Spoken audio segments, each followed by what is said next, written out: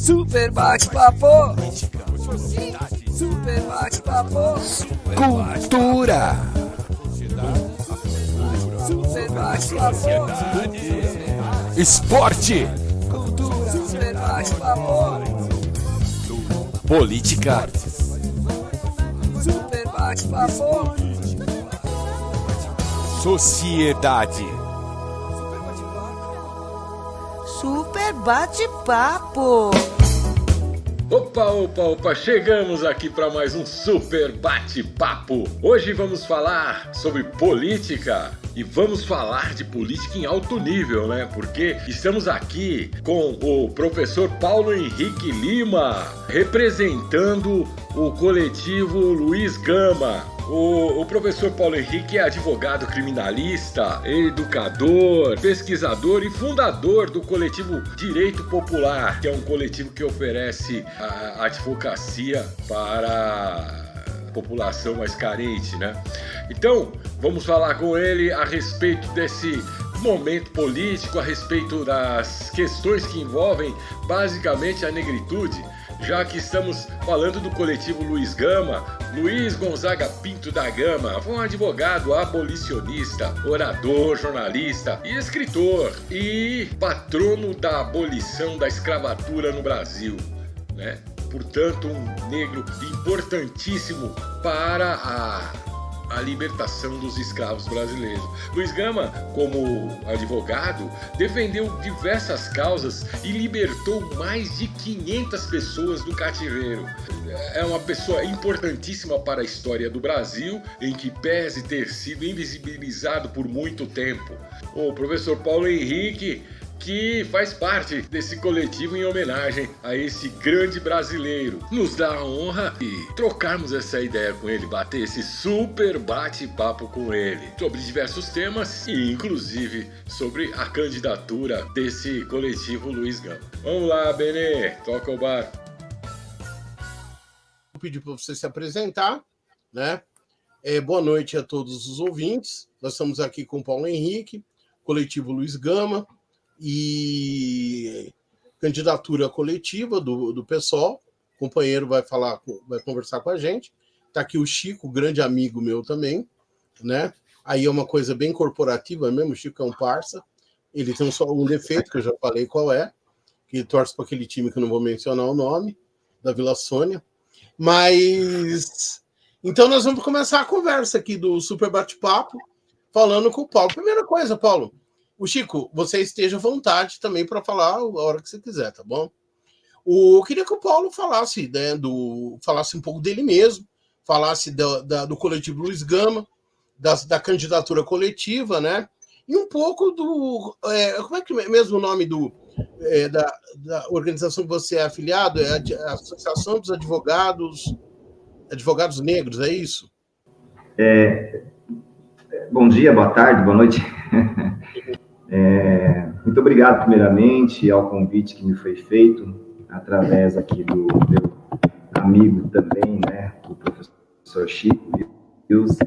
Obrigado aí ao Benê, ao Ricardo, a todos os integrantes, né, da Rádio Cantareira. É um prazer estar aqui com vocês. Como já foi dito, né, eu sou um dos membros do mandato coletivo Luiz Gama.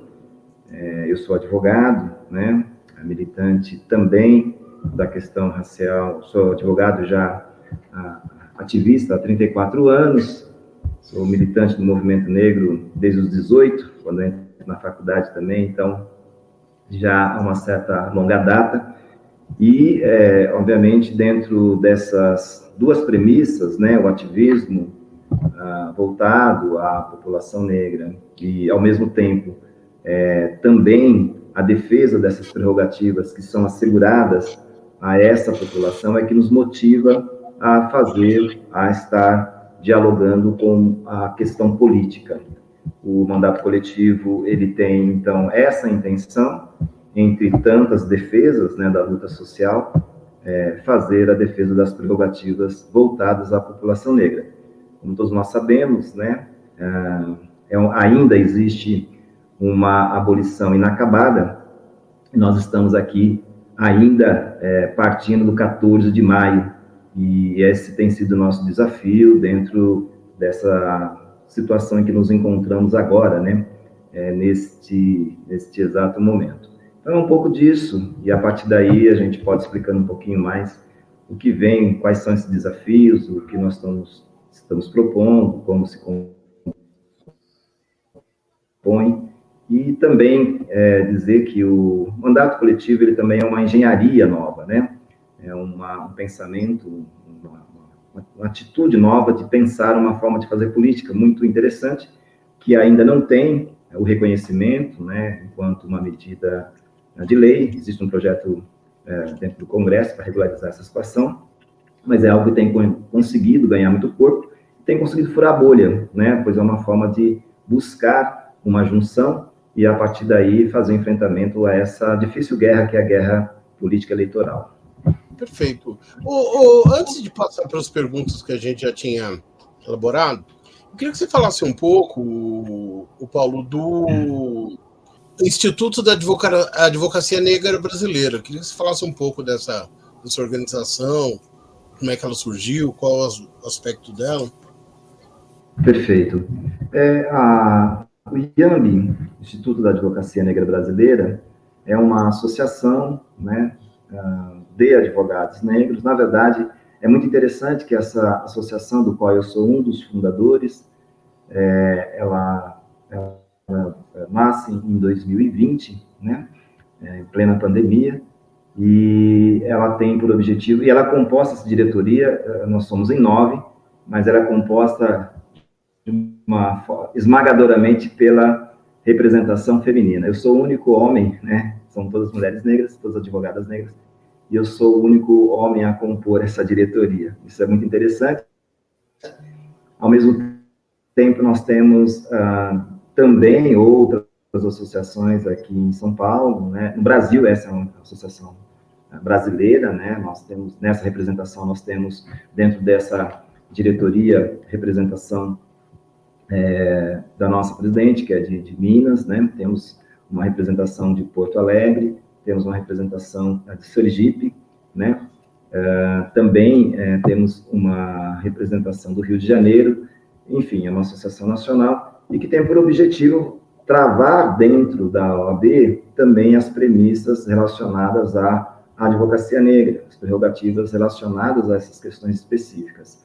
Uma delas, que é mote principal dessa organização, está voltada à questão, isso também, claro, tem gerado dentro da própria OAB as comissões, né, de igualdade racial, que basicamente em todas as subseções já existem, e uma dessas prerrogativas é também ter uma influência muito forte dentro de um contexto que é muito importante, né, na Ordem dos Advogados do Brasil, que é a indicação do 5º Constitucional. Eu não sei se vocês sabem como é que funciona, mas os tribunais superiores, eles são compostos, além dos juízes de carreira, eles são compostos também por membros da advocacia e membros do Ministério Público. Nós temos dentro da OAB uma dificuldade muito grande de ter indicação de advogados negros, porque, obviamente, como outras instituições, também tem a preponderância, infelizmente, do racismo institucional.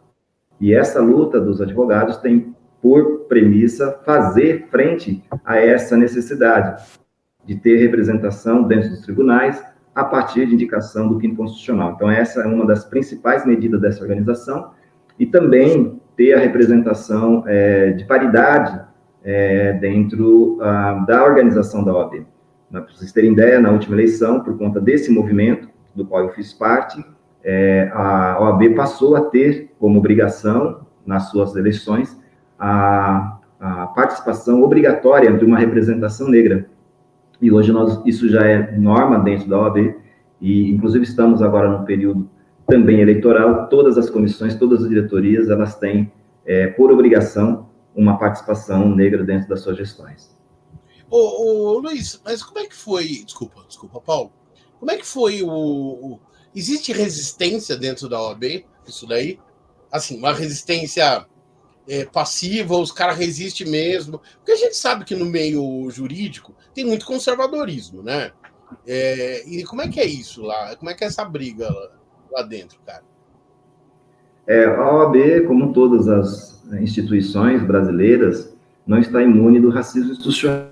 Nós precisamos entender que a questão do racismo institucional é um dado histórico, por isso mesmo é estrutural, e ele está em todas as instituições que nós pensamos, desde da mais simples até a mais sofisticada, em todos os setores, em todos os lugares. E isso, basicamente, acontece, primeiramente, pela falta de representação, né? Mesmo dentro dos partidos de esquerda, nós temos grande luta em relação a isso, porque as representações negras, e não só a representação, mas a defesa das prerrogativas da população negra, elas são descartadas. Então, a OAB não está imune a isso, e nós temos feito, na verdade, essa cobrança intensa. Só um exemplo, por exemplo, de coisas que aconteciam, e hoje já tem tido um policiamento sobre isso. Era muito comum nós termos os eventos da OAB, da Ordem dos Advogados do Brasil, em todos os setores, e nessas representações, nessas palestras, nesses eventos, você não tinha representação negra. Era muito comum isso acontecer, né? Hoje, qualquer pauta que sai que não tenha representação é cobrado de imediato, e eles têm tido muito constrangimento em relação a isso. Então, é uma das questões que, por exemplo, a gente está muito atento. A ausência da representação negra, seja em qualquer lugar que for, ela fere primeiramente o princípio da democracia. Não dá para nós falarmos em democracia brasileira se não tiver representação negra. Não dá para falar em democracia brasileira se não tiver representação feminina. Então, são coisas que não podem mais ficar no discurso.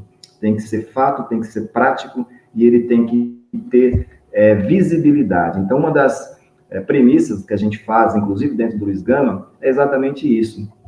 É pensar a representação por equidade. Eu faço muito essa defesa da equidade dentro da advocacia trabalhista, que é uma das coisas que eu faço, porque, primeiramente, dentro do mundo do trabalho, mesmo ele público ou privado, a ausência de representação, a discriminação institucional, o racismo institucional, como a gente chama, é algo muito corriqueiro, costumeiro, e nós precisamos fazer esse combate pontual.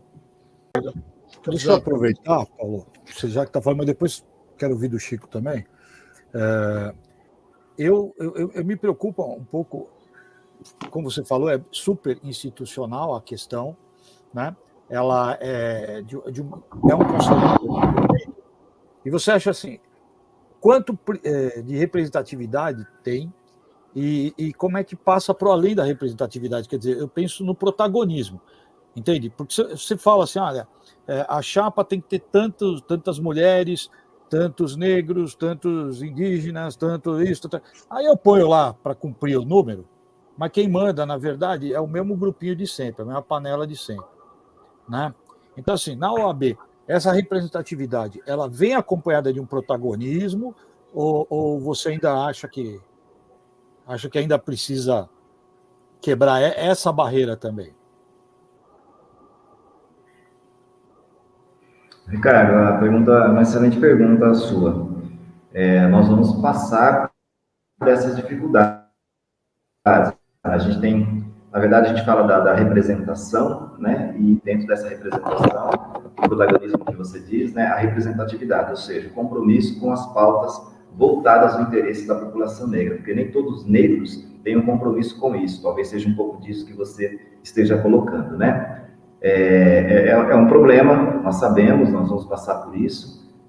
Há dificuldades em relação a essa situação. Nem todos os negros que estão dentro de locais específicos, eles têm, inclusive, a possibilidade de falar sobre o tema, porque eu falo sobre o tema não é porque eu sou negro, eu falo sobre o tema porque eu sou militante, eu sou estudante da causa. Então, eu falo por conhecimento de busca de trabalho e de militância. Então, não é porque eu sou negro. Então, nós vamos separar essas duas situações, né? Nem todo mundo que faz uma representação, e faz a representação que é justa, que é necessária, é um militante, e não precisa ser, não é? Nem todo mundo tem a capacidade de ser, mas o fato de estar é necessário. Então, são situações que a gente precisa estar. E aquele que não tiver conhecimento, aquele que não tiver militância, e que não precisa ter, nem todo mundo, todos os negros têm que ser militantes, eles também têm que ter a humildade de dizer, olha, eu não conheço do tema, mas eu preciso estar aqui, porque precisa ter negros, independente de conhecer ou não o tema. Então, nem todo mundo, nem toda representação, a meu ver, precisa ter a necessária representatividade. O que não pode é negar a necessidade do tema, é negar a necessidade da representatividade. Então, são coisas que nós precisamos entender que são coisas diferentes, né? Porque entender o problema racial não é nada fácil, não é nada fácil. Entender o problema político, que envolve, obviamente, a questão racial, não é nada fácil. Então, nós não podemos exigir isso de todo mundo. Mas, ao mesmo tempo, também as pessoas que não compreendem têm que ter a humildade de não falar sobre o tema. A gente vê com muito pesar, eu vejo muito pesar, quando muitas vezes artistas, né, pessoas públicas, conhecidas, são chamadas para falar sobre o assunto e é um desastre, né? É um desastre. Então, elas precisam ter também essa humildade de dizer, olha, eu faço, sim, a representação porque sou negro, mas eu não estou habilitado para falar sobre o tema. Ponto. Acho que é isso. Tá. Você já começou a beliscar o que eu ia te perguntar. Então, aí passando da OAB para a atuação no legislativo, né, municipal, na vereança, então, assim, pensando nessa questão que eu te perguntei, e aí vocês dois falam, né? Além da representatividade, esse protagonismo dentro da Câmara de Vereadores, né? Eu queria assim, que você falasse um pouco do que é essa importância de, né, homens, mulheres, né, toda a gama de representação de gênero, mas principalmente no caso aqui, falando de homens, mulheres negras, tal, além da representatividade dentro da Câmara, né, desse protagonismo dentro da Câmara. Então, eu queria que você destacasse essa importância para a gente aí.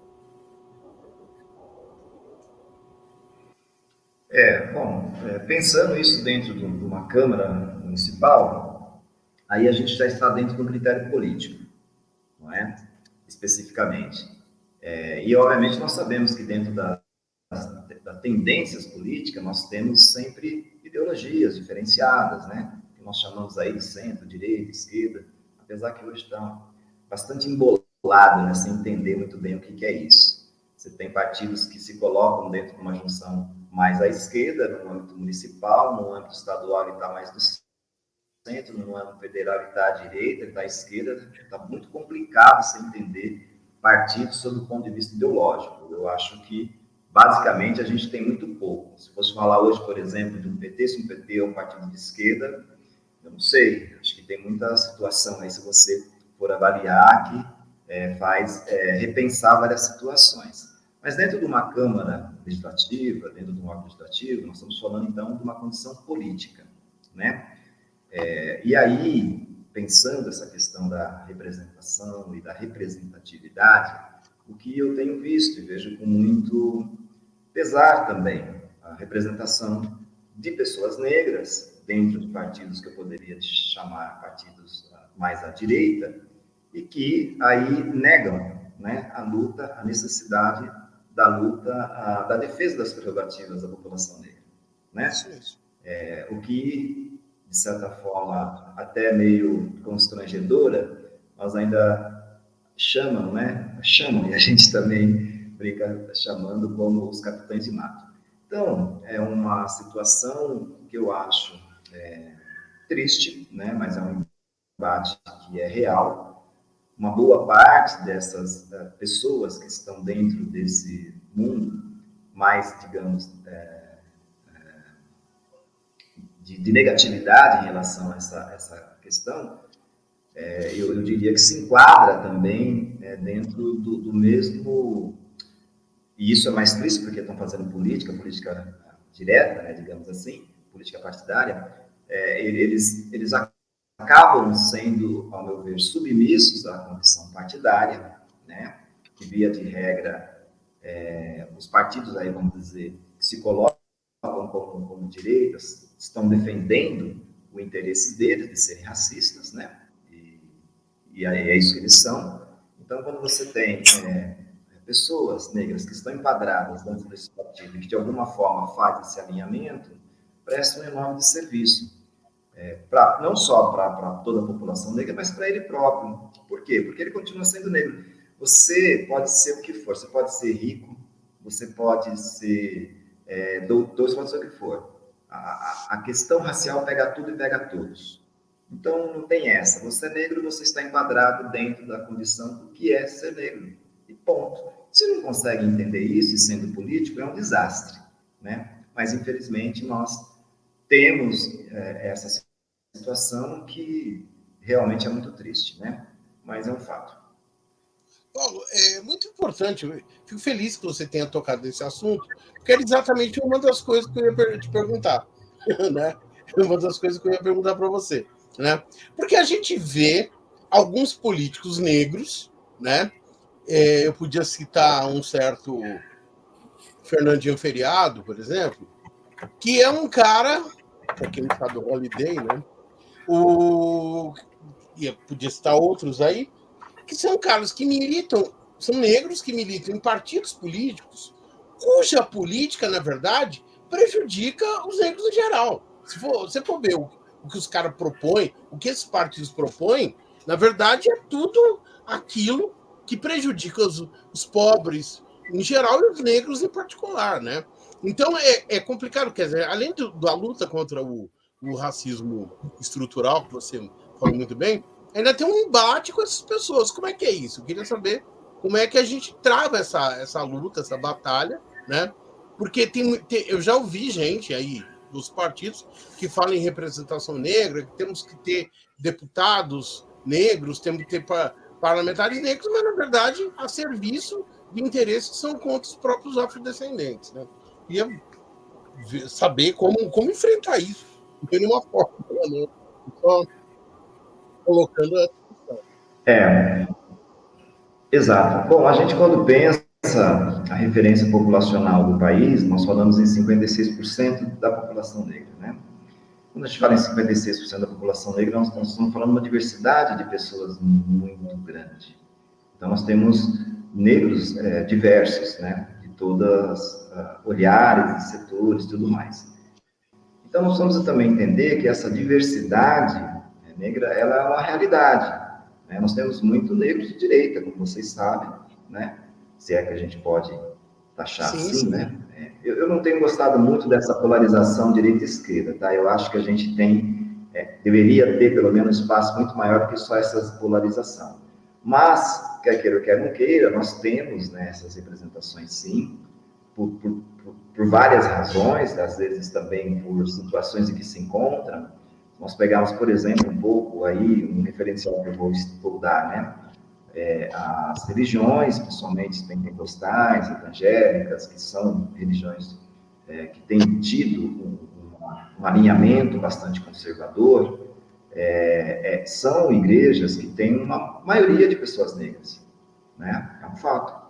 E isso, de certa forma, tem influenciado muito nesse discurso oportunista da direita, porque deixou de discutir os problemas elementares brasileiros para poder discutir coisas de costumes, que é o que toca, infelizmente, as pessoas, tem trazido a pauta de costume para a pauta política, uma jogada que eu diria que está gerando muita influência, né? E dentro disso, as igrejas têm trabalhado muito essa população, né? Uma boa parte de pessoas negras. Então, nós precisamos estar muito atento a isso, e por isso que quando eu digo nós falamos 56%, nós estamos falando 56% que também inclui essas pessoas, porque apesar de elas terem um pensamento conservador, apesar de elas terem sido seduzidas por esse discurso idiota, ao meu ver, de costumes, e está levando esse debate para um lado errado, né, em relação ao ganho do voto, e tem influenciado a decisão final de quem está sendo eleito. Mas se você pegar uma boa base dessas igrejas evangélicas que estão elegendo seus representantes, não são negros.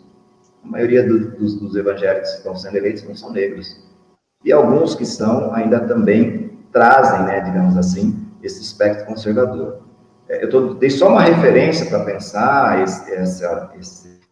essa influência desse conservadorismo, mas ao mesmo tempo dizer que mesmo esse evangélico que estiver na rua, que for abordado, não estou querendo generalizar aqui, mas for abordado por uma polícia racista, ele vai ser abordado por ser negro também. Claro. E aí não interessa que ele é evangélico, ele é conservador, ele até supostamente direito. Não interessa que ele tenha votado num branco, né? Ele vai tomar um enquadro como qualquer um, né? Exatamente. Quando ele for fazer a disputa dentro do mercado de trabalho, ele vai ser discriminado, como é praxe, não é? Então, é um trabalho muito difícil, eu diria, ser político negro, conectado, né, com a defesa das premissas da população negra. É muito difícil, porque a gente também tem que compreender esses fatores, né, que levam a uma boa parte da população que não tem a compreensão política dessa situação e acaba trabalhando contra si mesmo, né? Então, é uma situação bastante complicada. Só que eu acho que a gente precisa ter essa compreensão e não fazer inimigo entre nós. Se tem uma coisa que eu percebo dentro dessa situação política, e é algo que eu até falo sempre aqui com o meu parceiro, né, o Wilson, o Chico, que a gente não deve cair nessa armadilha, é que o racismo é um crime perfeito aqui no nosso país, né? Ele é um crime histórico, ele tem um resultado. Eu não entendi. O racismo é um crime perfeito. É um crime perfeito. Isso. Porque ele consegue ter uma tipificação objetiva, consegue ter um resultado e ele gera uma dúvida. Ao final, quando o crime está praticado, ele gera uma dúvida. Por quê? Porque o próprio racista faz com que a população negra acredite que ela é desunida, e por isso que ela não resolve o problema deles. Se você abordar muito dos negros do país e tocar na questão racial, eles próprios vão estar sempre dizendo, não, a gente precisa ser unido, a gente precisa unir. Ao final, ele traz para si o problema que não é dele, né? Então, por isso que eu digo que é um crime perfeito, porque traz a dúvida para nós mesmos, como se a gente tivesse culpa nesse resultado que a gente não tem, né? Então, é um trabalho difícil, um trabalho de superação bastante, que vai exigir muito, e o que é pior, né? Eu vejo que nós não temos também a parceria da aliança. Eles não têm estado de uma forma, eu diria, concreta, né? Observem ontem no debate, por exemplo, das candidaturas, não teve um momento que foi tocado no tema racial. De tantas questões que houveram, não teve um momento que foi debatido a questão racial. É bem claro na situação que nós estamos no Brasil hoje que a pauta de costume e o pânico moral em cima dessa pauta, ela acaba entrando na mesma panela de todas as outras pautas, pautas progressistas, pautas de representação de gênero, ou não vou nem falar de gênero, porque então aí cai muito na coisa da pauta de costume, mas de grupo, de etnia, então assim, a pergunta é essa, né, ainda. Né? Onde vai o protagonismo nisso, né? E aí eu vou aproveitar e o Benê acho que vai perguntar disso, né? Da questão de como é que vocês propõem isso dentro de uma Câmara de Vereadores, né? Como é que seria a proposta da candidatura de vocês dentro já de uma ação de vereança?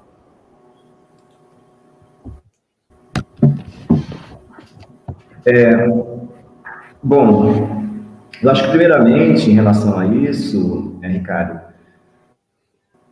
eu vou agora falar um pouco como operador de direito, né? E dentro disso, é claro, pensando mesmo a pauta política.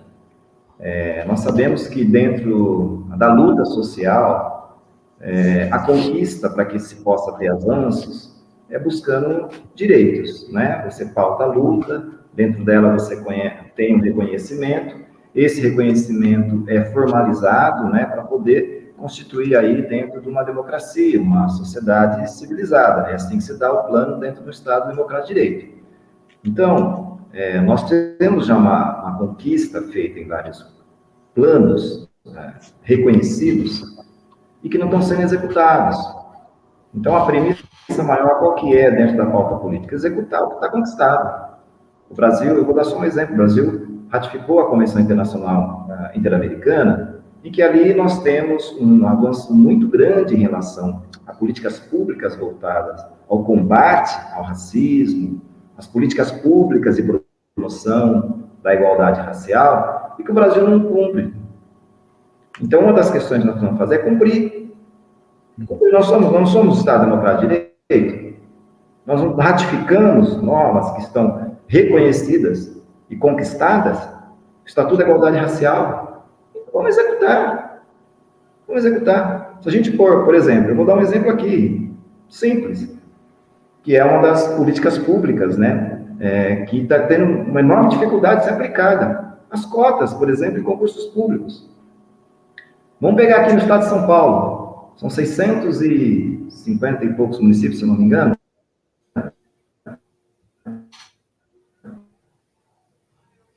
E deu um... Quantos municípios tem dentro... Estão tendo problema de sinal. Oi? Estou aí? Eu pedi para você repetir. Pode repetir.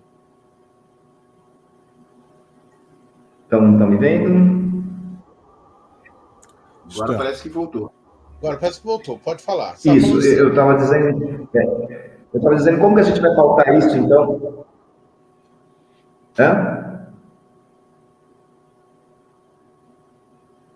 Pode falar, posso continuar? Votos dos municípios de São Paulo, pode continuar. Isso. Então, você estava dizendo como é que a gente pode pautar, né, a defesa dessas prerrogativas para que a gente possa avançar dentro do tema. Eu estou dizendo, executando as premissas que estão asseguradas, né? O que são isso? Os direitos assegurados dentro de cartas, né, estabelecidas de lei, por exemplo, o Estatuto da Igualdade Racial, a Convenção Interamericana, que são, estou dizendo aqui, de institutos específicos que trabalham muito bem as questões de promoção de igualdade racial, de combate ao racismo, e que nós não pautamos, nós executamos. Né? Por exemplo, agora falando, né, dessa parceria que nós dizemos sempre, os partidos de esquerda estão avançados, depende da pauta social e tudo mais e tal. Pois eu falei que ontem, inclusive, no debate, não houve nenhuma situação explícita em relação a essa questão. A população de São Paulo, negra, é de 5 milhões de habitantes, 44%. É algo muito significativo para não ser abordado, para não ser discutido. E nós sabemos que o racismo é um problema sério, que leva à miséria, leva à pobreza, à falta de oportunidade, a doenças, né? Quantas pessoas não têm tido diariamente, né, de uma forma generalizada, os problemas relacionados à doença de saúde mental por conta do problema racial, não é? E é uma pauta que é desconsiderada. Então, veja, executando, existe dentro dos... Você pegar, e aqui eu estou fazendo uma autocrítica, tá? Se você pegar dentro do próprio plano de governo, que foi publicado agora essa semana, dessa Frente Democrática pelo qual é liderada pelo PSOL, nós temos 3 itens ali que falam só da questão da população negra, que eu acho que é insignificante. Nenhum deles vem diretamente trazendo, por exemplo, uma dessas pautas que eu estou dizendo, de executar esse plano. Já há assegurado, também por essa frente, por exemplo, a paridade de gênero na gestão pública, ou seja, da representação da gestão pública já está assegurado que metade será de mulheres. Mas não há nenhuma situação dizendo dessa paridade, por exemplo, em relação à população negra, que poderia ser 43%, por exemplo. Nós estamos trazendo a nossa pauta, isso. Você pegaria a pauta do Luiz Gama, a primeira pauta está dizendo isso, a paridade da representação dentro da gestão. Por quê? A gente precisa de gente, primeiramente, para a gente poder fazer a execução de qualquer coisa, precisa ter representação, precisa ter gente, né? E é uma pauta, por exemplo, que não está sendo assegurada. É um exemplo. Dentro dessas duas institutos jurídicos que são assegurados, ratificados pelo Brasil, que vale e eu volto de novo à questão das cotas, não estão sendo cumpridos. Agora, essa semana, inclusive, está tendo um debate lá em Santa Catarina, estava falando com um amigo, um parceiro, um advogado, do qual a gente faz parte dentro de um movimento chamado Nova Frente Negra, que é a representação da Frente Negra Brasileira dos anos 40, né, que vocês com certeza se lembrarão. Nós estamos tentando reativar esse partido, né, e nós temos um grupo jurídico, do qual o líder desse nosso grupo é de Santa Catarina. E eu estava debatendo com ele exatamente isso, porque essa semana, lá, houve uma discussão nesse sentido, e vai ter um concurso da educação, e que eles disseram que não vai ter a representação de cotas nesse concurso, porque não está representada dentro de uma norma no legislativo estadual. Então, vejam, né? É bom. De Santa Catarina não é um problema, né?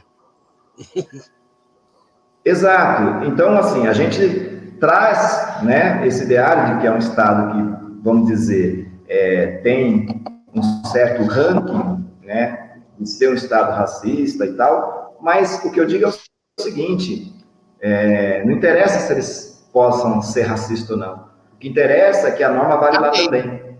E não, o que interessa é que tem uma lei, né? A lei tem que ser... E a lei precisa ser aplicada. Exatamente. Onde for. Isso aí. Ou então a gente não é um Estado democrático de direito. Ou então a gente não é um Estado democrático de direito. Nós precisamos, na verdade, discutir a questão da nossa democracia. E esse Estado democrático de direito. Então, Então, Chico, é uma coisa que eu falo há muito tempo. Para mim, para negro, não tem Estado de Direito no Brasil. Vocês sabem disso tão bem quanto eu, né? O Estado de Direito tem se você é branco, se você é negro, né? A gente viu exemplos não muito tempo atrás aí que para um afrodescendente até você comprar um leite moço no Carrefour é perigoso. A gente viu aí o que aconteceu, né? Mas então uma coisa que você falou sobre a questão, eu queria aproveitar isso porque eu estava dando uma olhada lá no programa de governo de vocês. E tem uma questão sobre equidade religiosa, né? Eu queria discutir um pouco isso, porque, assim, nesse aspecto, nós regredimos no Brasil, infelizmente. Porque eu sou longe de vir aquele velho que fica dizendo que tudo era melhor antigamente, não era coisa nenhuma. Mas essa questão religiosa, eu acho que nesse aspecto nós regredimos, né? Porque com esse triunfo de um certo evangelismo hiperconservador, existe hoje no Brasil um cerco às populações afrodescendentes. É um cerco que é até uma ameaça mesmo. A gente viu casos de ameaça, depredação, de agressões à população afrodescendente. Eu queria saber como né, o mandato legislativo poderia fazer a liberdade religiosa, que pelo menos é a letra da lei no Brasil, ser cumprida e proteger essas pessoas mesmo, que são vítimas aí de violência. Queria que você falasse um pouco sobre isso. Perfeito. Excelente pergunta, Benê. Isso é tão realidade que você disse, que existe um recuo em relação a esse fato, né, por conta desse crescimento desse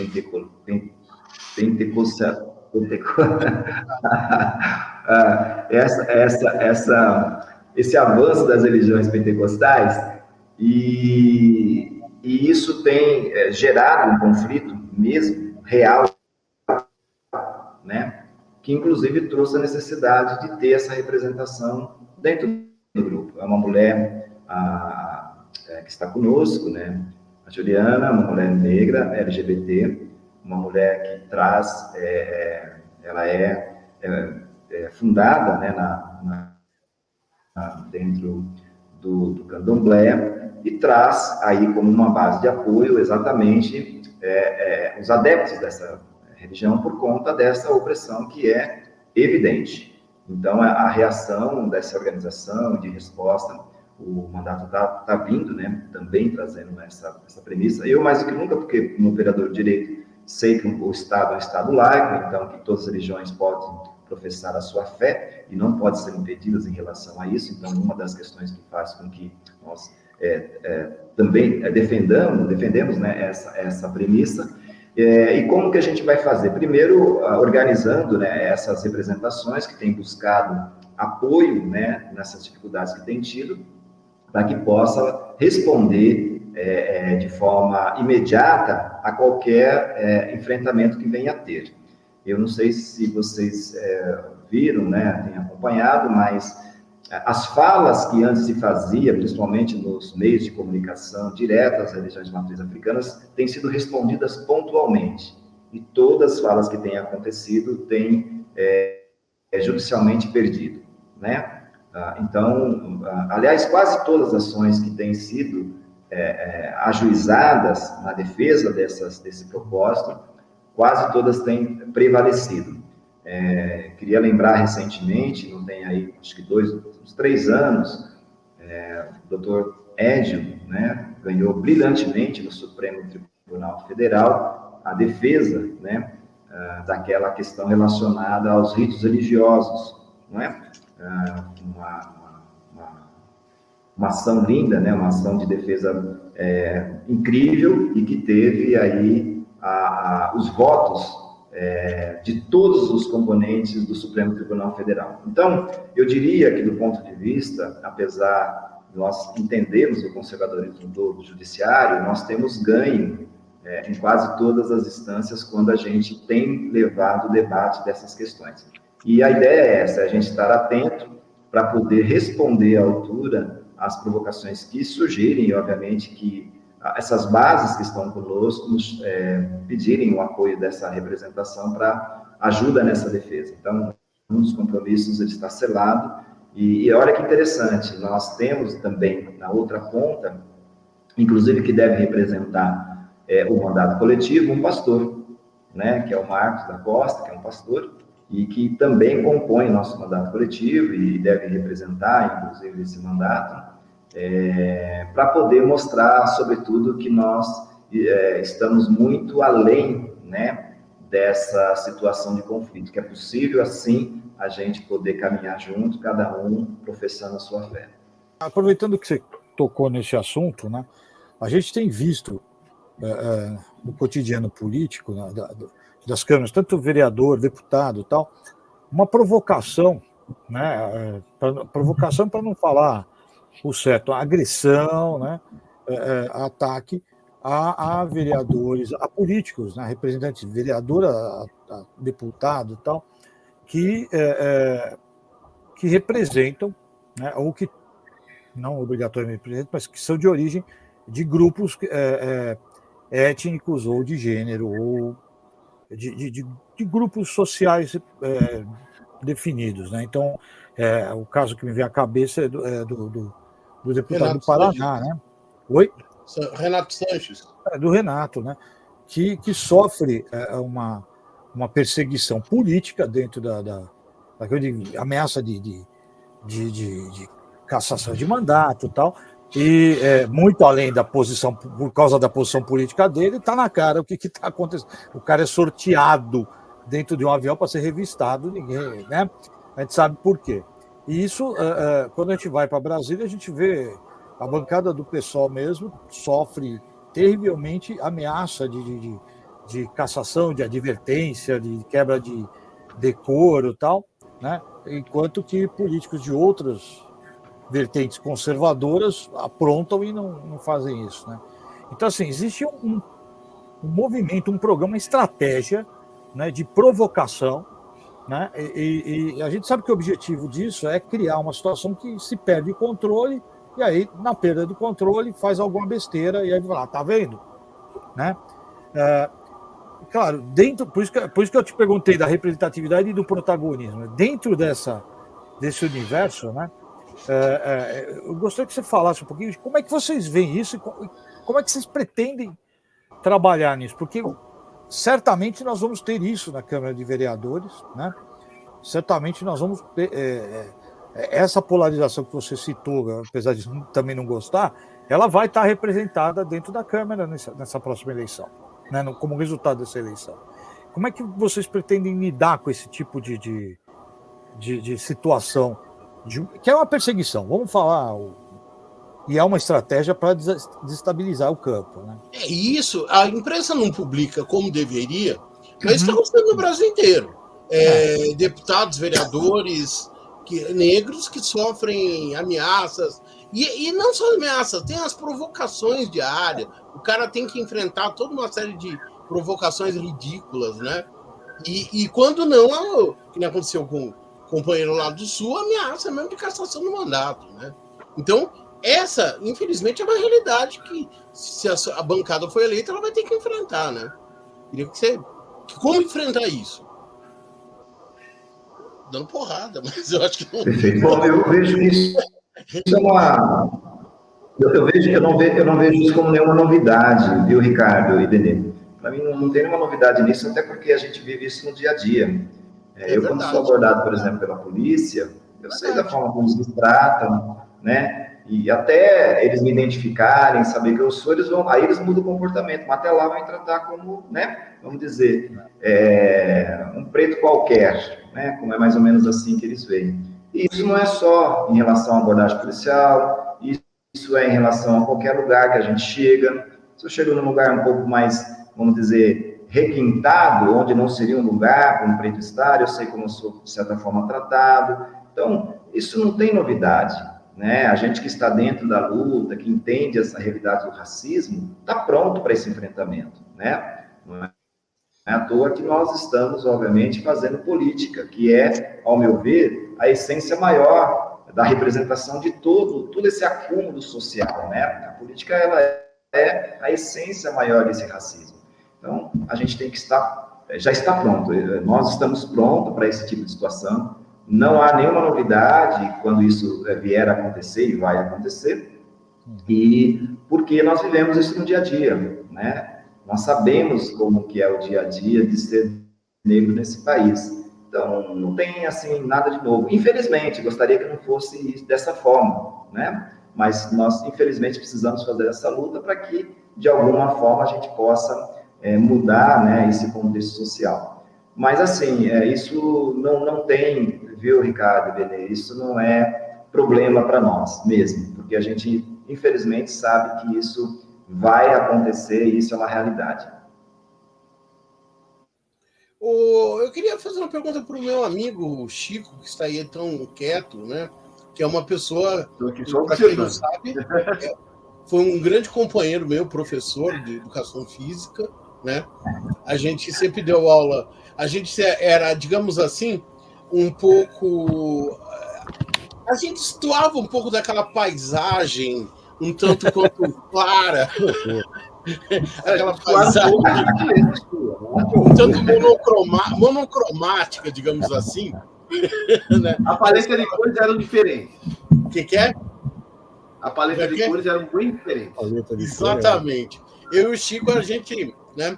E o Chico sempre foi uma pessoa ligada ao esporte, aí, né? Professor de educação física, durante uma grande experiência até.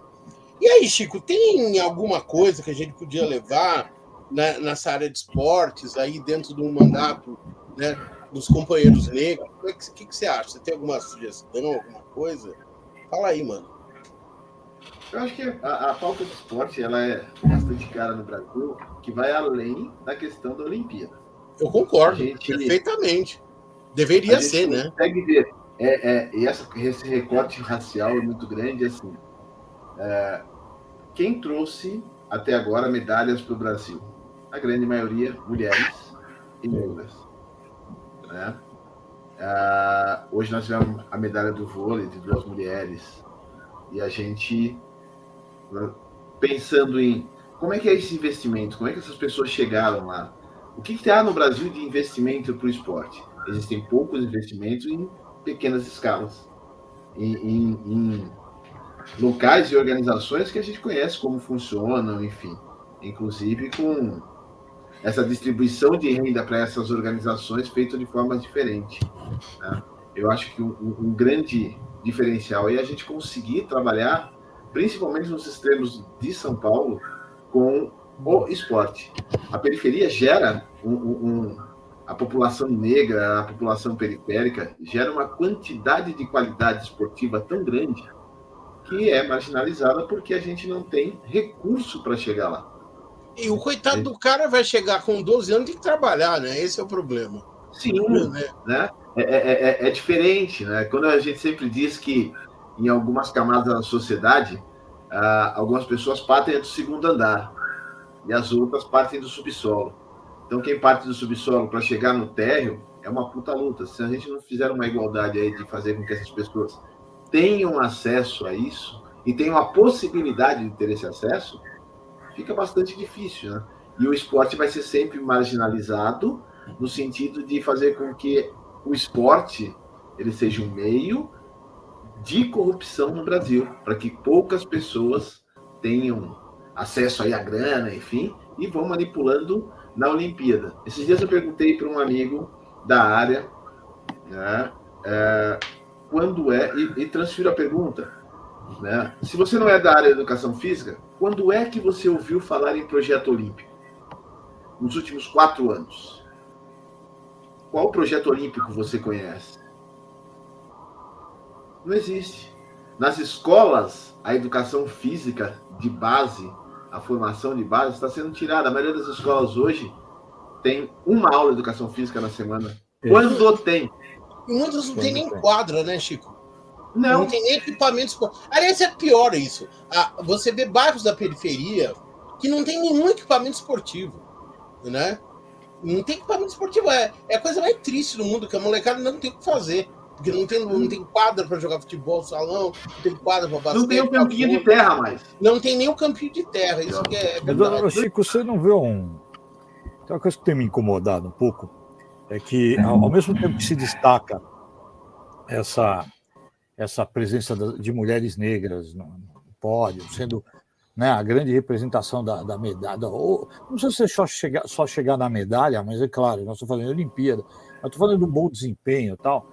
Ao mesmo tempo, eu tenho visto muito, principalmente, não na TV, mas principalmente na mídia escrita, o destaque de quanto essas pessoas estão ganhando. Entende? Quanto é uma medalha. Não, nós tivemos uma discussão até. Não falar isso no futebol, né? Então, mas aí eu acho que tem que ganhar, eu não estou criticando nada disso.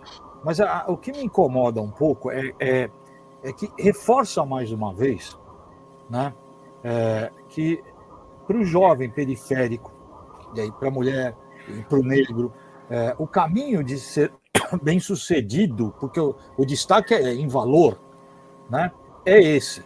Quer dizer, não vai se meter a estudar direito, não vai querer fazer medicina, entende? Vai correr e ganhar o dinheiro na Olimpíada. Vai correr, vai jogar uma bola. Você entende? Me parece que, assim, de uma maneira sutil, a gente está vendo repetir esse discurso. Esse aqui é o teu lugar. Mas, Ricardo, não é sutil, não. Ruim? Não, eu acho ruim se for só isso. Tô falando, entende? Eu queria que fosse em tudo, né? Por isso que eu falo, você não acha que reforça isso?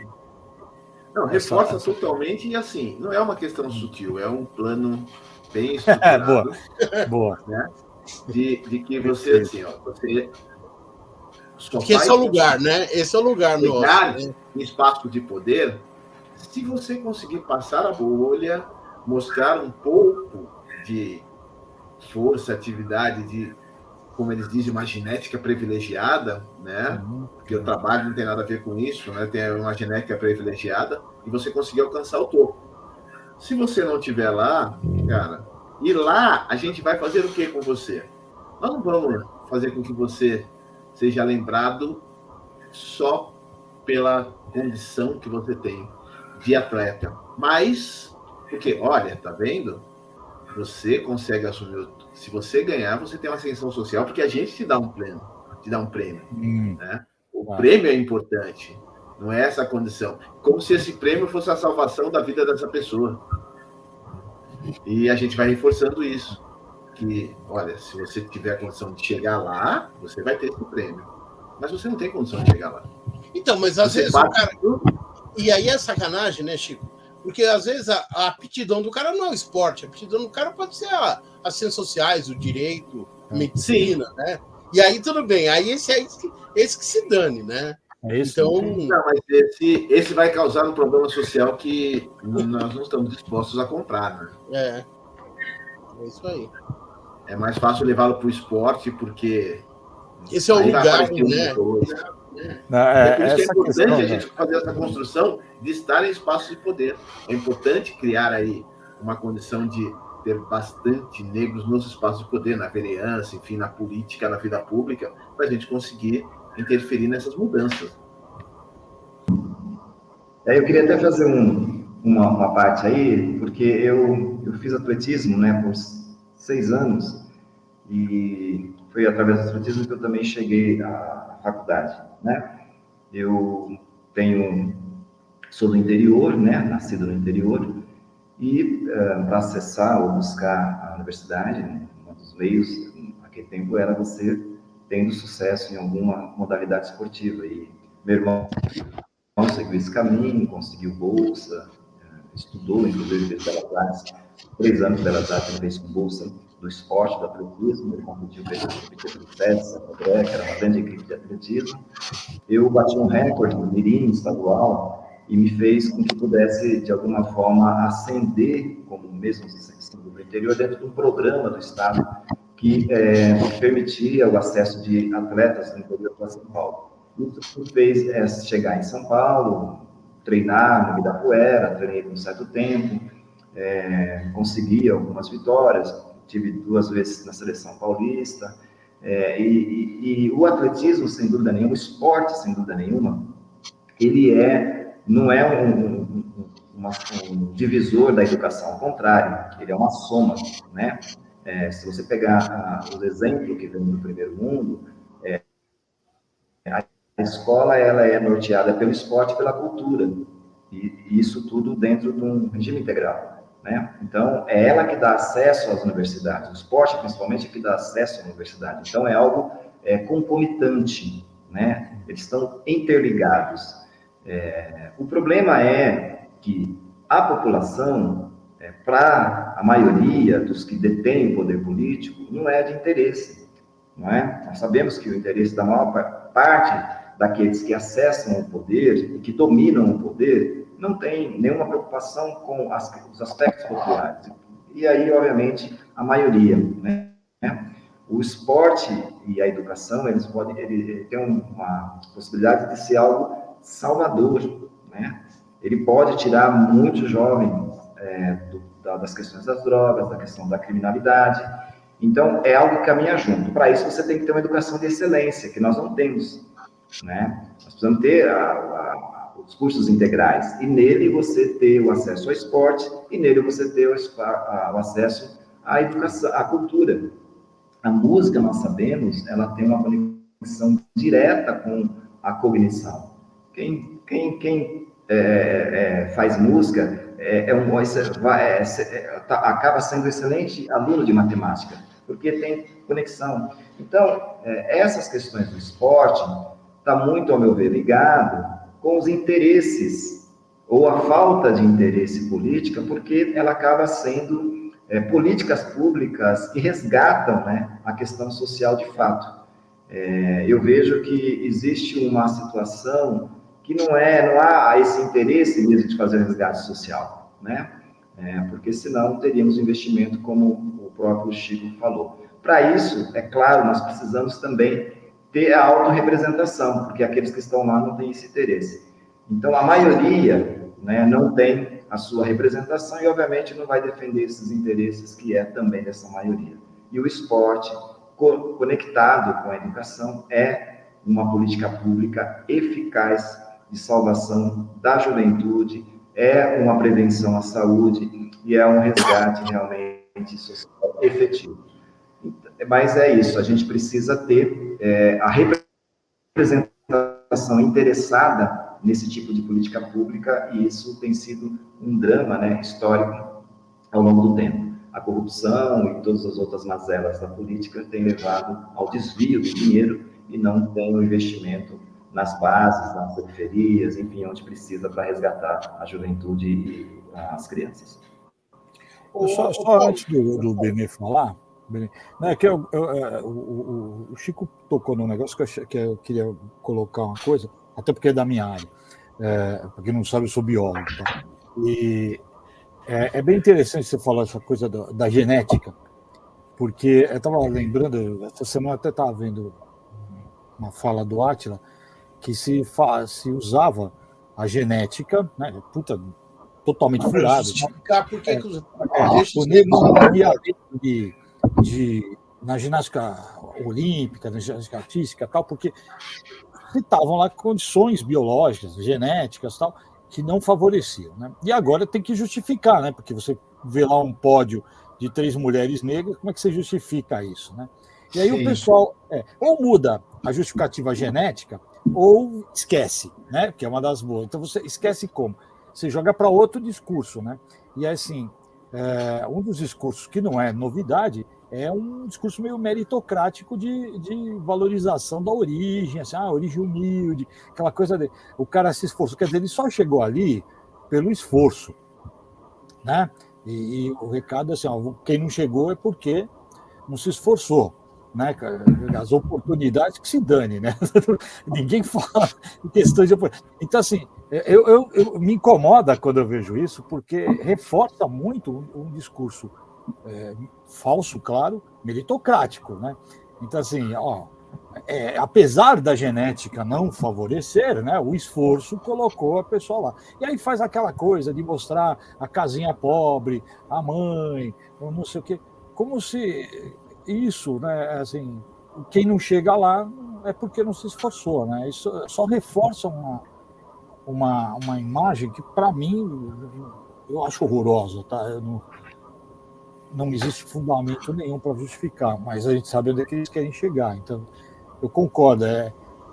Aquilo que poderia ser uma política pública de ascensão, de representação e tal, ele acaba sendo engolido por discursos meritocráticos, né, de disfarce de uma estrutura de exclusão, né?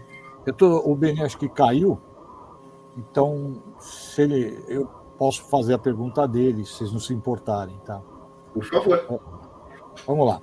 A gente, assim, vocês colocaram a representação, né, de como é que seria essa coisa dentro da Câmara, tá? Agora vamos imaginar a situação que a gente pode ter nessa eleição. Nós temos 2 possibilidades, né, que é uma o Boulos ganhando, né, representando aqui uma candidatura mais progressista, né, não precisamos usar esquerda e direita nisso, legitimamente mais representativa de movimento social, de uma sociedade mais chão de pé no chão, tal, né? E a outra situação, né, é uma vitória dessa estrutura conservadora que pouco muda, né? Mesmo que o Nunes não ganhe, né? Quem vier ocupar o lugar dele não modifica muito a estrutura de uma direita conservadora, tal, né? Como é que vocês veem a atuação nessas 2 situações, a atuação da bancada de vocês? Assim? Como é que seria a atuação de vocês? Como é que vocês imaginam essa atuação numa situação favorável, né, ou desfavorável?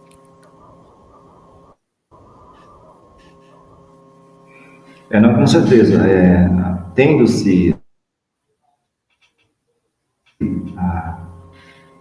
a impossibilidade de não ter a representação do executivo nossa, né, da frente, Boulos, onde nós estamos, com certeza a dificuldade será muito grande para poder avançar, porque, via de regra, as pautas progressistas não têm avançado, né, dentro da gestão conservadora, porque você passa a ser necessariamente oposição, que é do jogo, né, e nós sabemos que a oposição ela já tem uma posição diferenciada do que sendo uma bancada da situação, né? Então, nós já temos aí, com certeza, um prejuízo maior. Mas, ao mesmo tempo, estando numa situação de oposição, também a gente, de certa forma, faz com que o poder de fiscalização ele também tem uma influência forte, né, em relação à gestão, que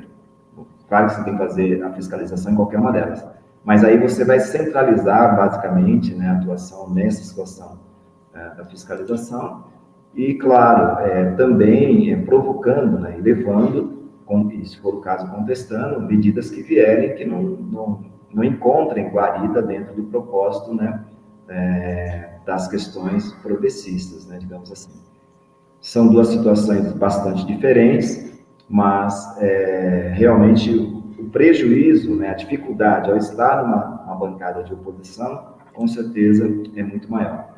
Quiçá podemos torcer para essa situação, não só realmente essa possibilidade do executivo, né, vencer com Boulos, mas, sobretudo, a gente também conquistar uma maioria, porque também não é só o Boulos chegar, é ter uma maioria.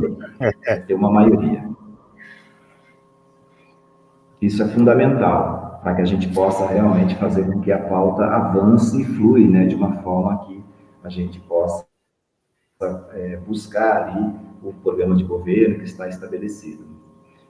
Então, assim, bom, eu acho que o fundamental é aí, assim, mais do que quem vence ou quem perde, não adianta acontecer o que a gente está vendo no governo federal, né? Ganha um candidato, o Lula ganha, mas tem uma bancada que engessa completamente qualquer possibilidade, né? E aí a culpa é do executivo, mas é o legislativo que boicota, tal, né? A gente já viu isso acontecer aqui em São Paulo, né? Mais do que uma vez. Para mim, o pior foi no governo, na administração da Erundina, tal, que você tinha uma bancada que fazia de tudo para que não funcionasse, né? Então, eu acho importante ter essa possibilidade, essa posição de que precisa ter uma representação, uma participação maior na Câmara, né? E aí eu te pergunto, né? A gente... Pode falar. Eu só ia completar, viu, Ricardo? A gente procura, dentro dessas nossas abordagens de adesão, fazer um pouco esse dado pedagógico, né? De como que é uma estrutura parlamentar, política, o que é um coeficiente eleitoral, como que funciona o jogo eleitoral. As pessoas, elas não têm nenhuma noção, né? Elas, primeiro, infelizmente, não querem nem participar, né? Já visto aí o número das últimas 2 eleições, a ausência, né, da participação da cidadania, mais em torno de 3,5 milhões de pessoas que não estão votando, que não estão comparecendo, e quando comparecem, vota nulo, vota em branco. Isso é um desastre para a cidadania, primeiramente, né? Essa ausência de participação. E, além disso tudo, o desconhecimento, né? Não tem nenhum conhecimento de como o jogo é jogado. E a gente precisa, e nós temos feito isso, né, nessas abordagens, falado com as pessoas, explicado para elas. Ontem mesmo nós tivemos uma reunião, em que foi promovida aí pelo Chico também, né? O Chico tem sido um parceiro aí formidável, e nós falávamos exatamente sobre isso, né? Como que funciona uma eleição, como que o que é um coeficiente eleitoral, quantos, sabe? Então, e as pessoas, assim, se interessaram, né? Ah, que bacana, obrigado por explicar, a gente não sabia. Por que da importância de ter esse voto aqui, nesse prefeito? Como que ele vai, de alguma forma, somar as nossas propostas que nós estamos fazendo, né? Esses dias eu tinha falado com uma prima, inclusive, né? E ela falou, não, primo, pode contar comigo, você vai ter, sim, né, o meu apoio e tal, enfim. Só que eu não vou votar no seu prefeito de jeito nenhum, por isso, né? E aí ela desabafou e tal, deixei ela falar bastante e tudo. Eu falei, bom, mas prima, então você não está querendo meu sucesso, não. Ela, como eu não estou? Eu tô falando que vou votar em você e tal. Eu falei, mas você sabe como funciona? Para que essas pautas que eu estou defendendo, elas possam realmente efetivar, que elas possam acontecer? Se eu tiver um prefeito lá de oposição, ele não vai querer fazer com que isso aconteça, porque eu vou estar numa situação de oposição. E aí expliquei que era uma oposição, que era uma situação e tudo mais. Eu sei que no final falou assim, puxa vida, nunca ninguém me explicou isso, eu não sabia, né? Então, agora, mesmo a contragosto, eu você, então eu voto no prefeito. Então, a gente tem que ter, né, digamos assim, essa paciência mesmo, pedagógica de dialogar com as pessoas, né? Boa. E, normalmente, isso é o que menos é feito, porque, primeiro que 2 meses de campanha praticamente, ninguém está interessado nisso, e aí o que prevalece é o interesse da compra de voto, infelizmente. É verdade. Ô Paulo, a gente está chegando ao final, conversa muito boa, mas estamos chegando ao final. Mas, assim, antes de terminar, eu queria que você falasse um pouco da questão do mandato coletivo, né? Por que vocês optaram por essa ideia do mandato coletivo? Qual seria, a vantagem desse mandato? E como ele se daria, né? Como ele seria operacionalizado? Perfeito, obrigado pela pergunta, Beleira. É muito importante, porque o mandato coletivo é, na verdade, uma engenharia de fato, né? Porque, do ponto de vista eleitoral, da justiça eleitoral, ele ainda não está legalmente efetivado. Não existe candidatura do ponto de vista eleitoral dentro desse contexto, né? Você tem a candidatura de uma pessoa, ela que vai apresentar lá, né, na urna e tal, não tem. Só que, como a gente sabe, os embates para poder...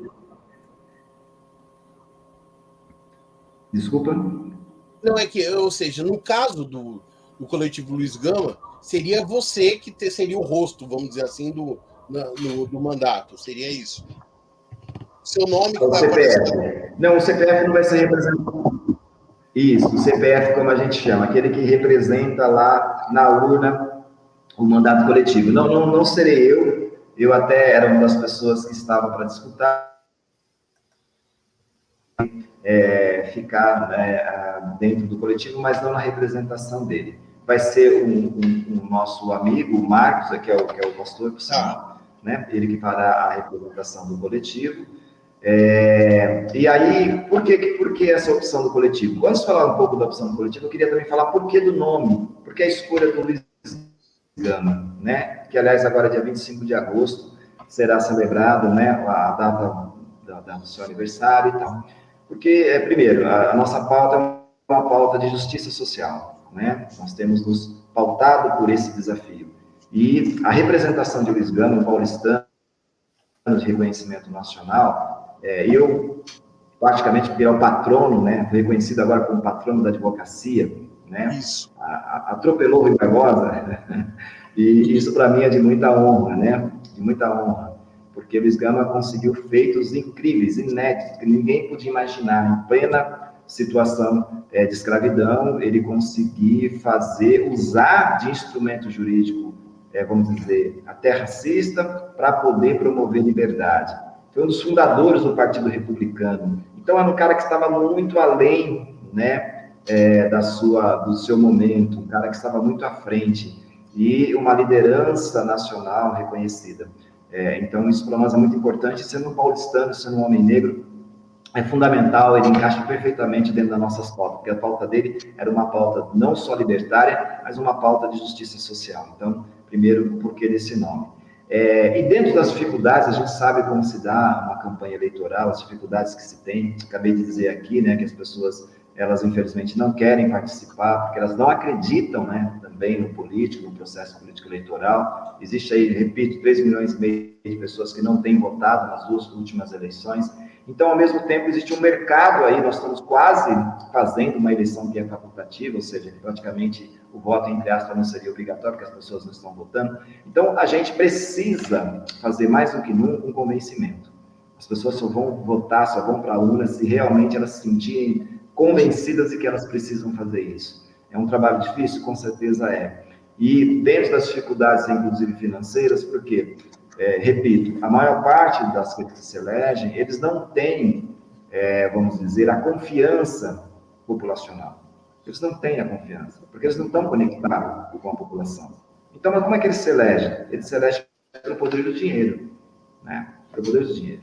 Porque aí acaba prevalecendo as questões de interesses momentâneos daquela situação, daquele momento, e as pessoas, como não acreditam mesmo no político, acabam também se deixando levar por aquela situação. Eu estou com um problema aqui, você resolve esse problema, e eu também acabo fazendo assim a troca do voto. Isso, infelizmente, é uma realidade, né? É duro dizer, mas é o fato. E a maioria tem sido assim, né? Então, a gente tem que furar essa bolha, que já não é fácil, né? Para isso, a gente precisa usar de outros métodos, porque a gente não tem o recurso, a gente não tem a mesma condição. Por isso, compartilhar essa busca. Se a gente precisa de X votos, a gente divide essa cota por 6 pessoas, esse trabalho ele é menos árduo, né? Já é difícil, mas é menos árduo. Então, um exemplo, se a gente precisa ali, por exemplo, sei lá, de 20 e tantos mil votos, se a gente dividir isso por 6 é um pouco mais fácil, cada um vai nas suas bases, faz o seu trabalho e conecta, junta isso ao final, a gente compartilha esse poder. Entendemos que muito melhor do que não ter poder nenhum é ter um poder compartilhado, né? A pessoa, quando busca um sócio para construir, por exemplo, uma empresa, ele faz isso porque ele tem a necessidade de fazer também uma divisão. Ele perde um pouco, ele não tem a totalidade, mas ele tem o contexto geral e só tem porque tem alguém que pode compartilhar com ele. É isso que nos motiva a fazer esse compartilhamento.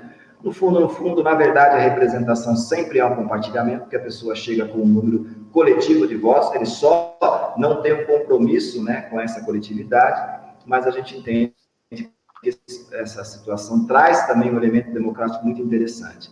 Não é exercício fácil, porque quer não queira, nós estamos lidando com pessoas, tem personalidades, né, tem os seus egos, isso tudo faz parte, mas todos têm um compromisso social e de militância, e isso supera qualquer dificuldade e qualquer personalismo. Eu tenho estado muito contente aqui com os colegas, queria até citá-los todos aqui, se vocês me permitirem, né? O Marcos da Costa, que é o pastor, que faz aí essa nossa conexão, é um homem que é da área acadêmica, um pesquisador, né? Mestre, doutorando da Universidade Federal do ABC. Temos também aí o Jerônimo, ele tem uma conexão dentro da pauta com a questão educacional. O Jerônimo, que é um militante também da área sindical, da área da educação, ele é uma pessoa que está dentro do diretório do sindicato da FUSE, né, que é a Associação dos Funcionários do Estado de São Paulo, tem uma base bastante interessante em São Paulo, tem esse compromisso com o profissional da educação, da valorização do profissional da educação, então é mais uma pessoa que compõe esse grupo. Nós temos o Jean, né, que é um jornalista, pessoa que faz marketing, que trabalha a questão interessante também, que é do racismo ambiental, né, tem uma pauta voltada à questão do meio ambiente, esse meio ambiente que aflige as periferias, né, nós sabemos a falta de estrutura que se tem em relação à questão das periferias e o quanto isso aflige a questão de saúde, tem muito a ver com uma boa parte da população periférica e negra, né, então é um olhar que se tem. Nós temos também aí a Elaine, que é uma mulher preta que tem um trabalho voltado, uma acadêmica de direito, uma empresária da área de alimentos, e ela trabalha com a questão principal, que é o empreendedorismo feminino negro, né? Nós sabemos a importância que é você ter uma autonomia econômica e principalmente feminina para poder fazer alavancar essa questão social. Então, é uma das metas, buscar financiamento, buscar qualificação, estruturação para a autonomia de mulheres negras. Então, a pauta que ela traz. E a Juliana, essa moça que nós falamos agora há pouco, que é uma pessoa de matriz africana, né? Ela é candomblessista, é uma LGBT, também é uma pessoa que traz essa pauta, obviamente, feminina, muito interessante, e autista, ainda mais, ela também é uma pessoa autista, muito interessante isso, que traz também a defesa dessas prerrogativas. Então, são várias pautas, né, que estão aí ampliadas, e cada um buscando essas bases, a gente entende que é uma soma bastante qualificada, e é um desafio que a gente acredita ser possível, sim, romper essa bolha. Perfeito, perfeito.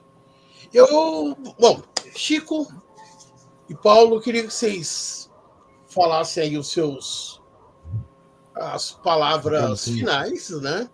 E eu agradeço muito a presença de vocês, né? E realmente foi muito legal. Queria que vocês fechassem os fechamentos. Como diria o Eurico Paraguaçu, vamos aos fechamentos. Sim, agradeço aí a oportunidade que o Super Bate-Papo deu para a gente poder apresentar aí um pouquinho do coletivo Luiz Gama. Falei um pouquinho, porque também estou aí nesse processo de entrar mais nessa campanha e conhecer um pouquinho mais e podendo ajudar bastante aí nessa função. obrigado muito a transmissão, e o intuito aqui era apresentar o coletivo através da voz do Paulo, que está aí, me trouxe para essa construção junto, né? E mostrar um pouquinho do que é o coletivo Luiz Gama e o que a gente espera nessa transmissão das eleições aí. Obrigado, Ricardo. Obrigado, Benê. Vou deixar esse fechamento com o Paulo aí. Um abraço a todos. Abraço, Chico. Eu queria também agradecer primeiramente, né, ao Chico, que tem sido um parceiro incrível. O Benê disse que conhece ele há muitos anos, né, Benê? Eu conheço ele há pouco tempo, mas é como se fosse há longos anos, como se fosse longos anos também. Está sendo uma coisa incrível, né? Sabe aquelas pessoas que a gente conhece assim há meses e parece que são anos? Eu estou um pouco assim com o Chico e não estou querendo aqui jogar seda, não. É uma realidade, né? Sendo um parceiro incrível. Então, eu queria primeiro agradecer a ele por essa ponte e através dele que chegou a você, Benê. Eu queria agradecer imensamente essa oportunidade da gente poder falar aqui. Uma das grandes dificuldades que a gente tem de avançar com esse tema é porque a gente também não tem espaços, né, para falar sobre ele. Nós sabemos como a mídia funciona, né? Então, muito obrigado por essa oportunidade, Benê. Ricardo, muito obrigado, viu, pelas suas questões, suas perguntas aí que engrandeceram, né, o nosso debate. E é isso que faz com que a gente possa ser uma sociedade melhor, né? Queria agradecer também ao nosso amigo que está no bastidores, que me chamou de bonito, que eu quero devolver a ele também. É um cara muito bonito. Muito obrigado aí. Muito obrigado, né, por manter a gente aí na melhor aparência, para poder aparecer aqui aos seus telespectadores, seus ouvintes, tá? Muito agradecido por essa oportunidade. Valeu, gente.